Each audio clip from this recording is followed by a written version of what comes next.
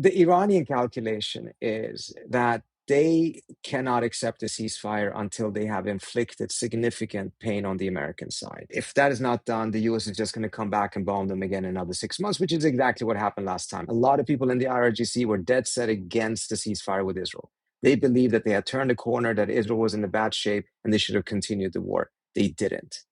And now the US is back together with Israel with a much, much bigger hammer to slam them with. So they're not going to agree to a ceasefire until they believe the US has suffered so badly that it will not go back into another war. That calculation is based on the belief that America or Trump's pain tolerance is relatively low. That if this drags out for another week or two, he's just not going to be able to continue to do it. This is part of the reason why he suddenly threw out 4 weeks.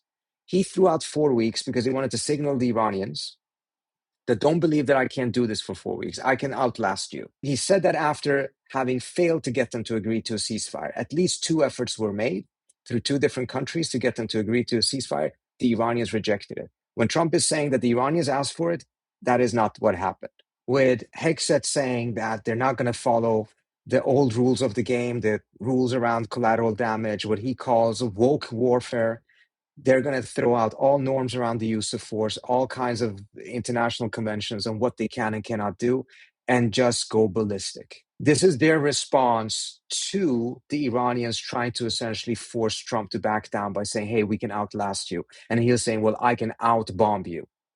So we're going to go into a period in which both sides are going to dramatically increase the bombardment. We're going to see an extremely ugly period, extremely bloody period. If that leads to the collapse of the regime and a regime implosion, perhaps it ends. If it doesn't, then we're going to go into a scenario in which we're going to go even further. Next step for the US at that point will be to bring in some ground troops because the regime can survive bombardment and the population cannot overthrow it. They don't have the weaponry, they don't have force, they don't have the training, etc. At that point, the push is going to be, you got to bring in ground troops. You've gone so far. It's all going to be a sunk cost unless you go in and you turn it around.